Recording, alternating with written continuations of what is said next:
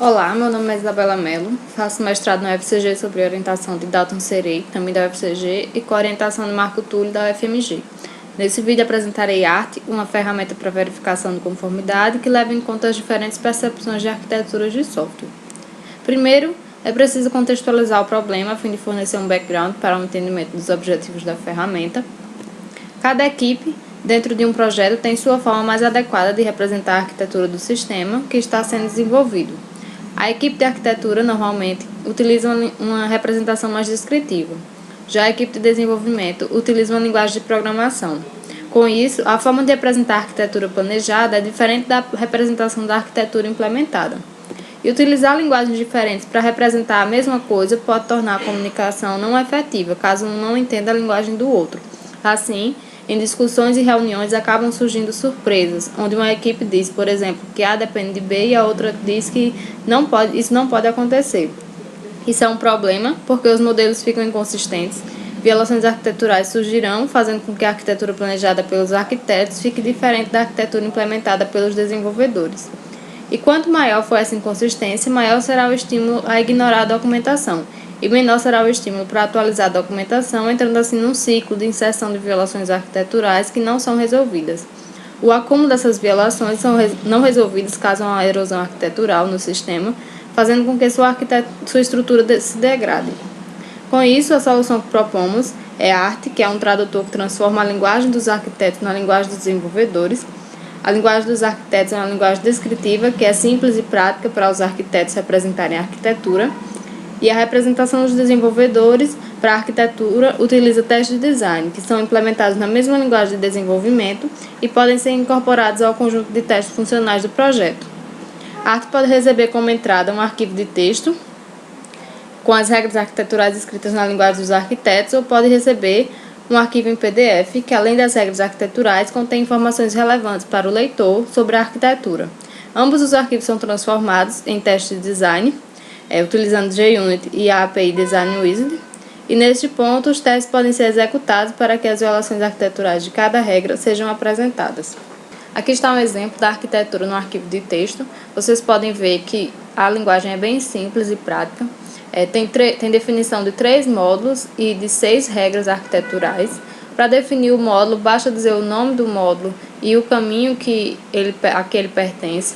E para dizer a regra, você diz o módulo, o que ele pode fazer ou não, e o outro módulo. Nesse caso, o módulo View não pode acessar o módulo Model. Outro exemplo, o módulo Model não pode acessar o módulo View, e assim vai. Aqui está o exemplo do documento arquitetural em PDF. Vocês podem ver que tem mais informações que são relevantes ao leitor. E para definir a regra ou definir o módulo, é preciso usar a hashtag ArcTest para que o tradutor consiga perceber que isso daí é uma definição de arquitetura. Nós vamos agora mostrar a ferramenta ART. O JAR de ART pode receber 3 parâmetros. O arquivo, que contém as regras arquiteturais, que pode ser PDF ou um arquivo de texto, como já foi dito.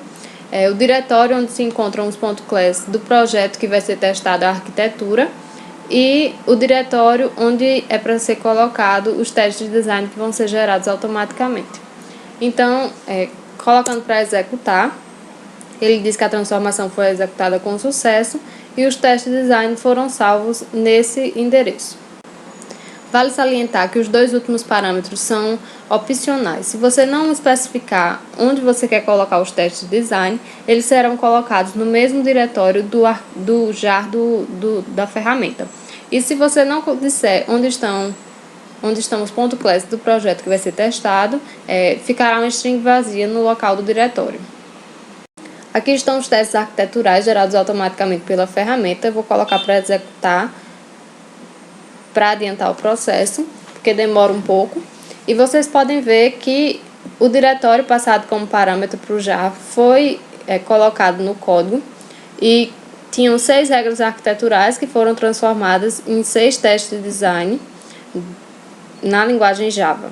Esses testes, eles imprimem na tela, como vocês podem ver aqui, por regra, as violações arquiteturais que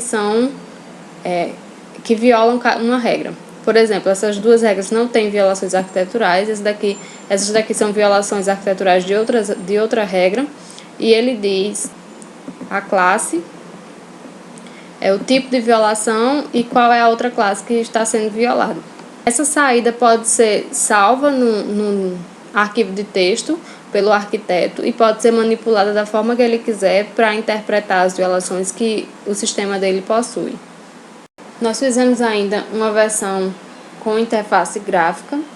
Essa é ainda um piloto, mas você pode dizer se você vai passar um arquivo PDF ou ARC, e aí vai selecionar o arquivo.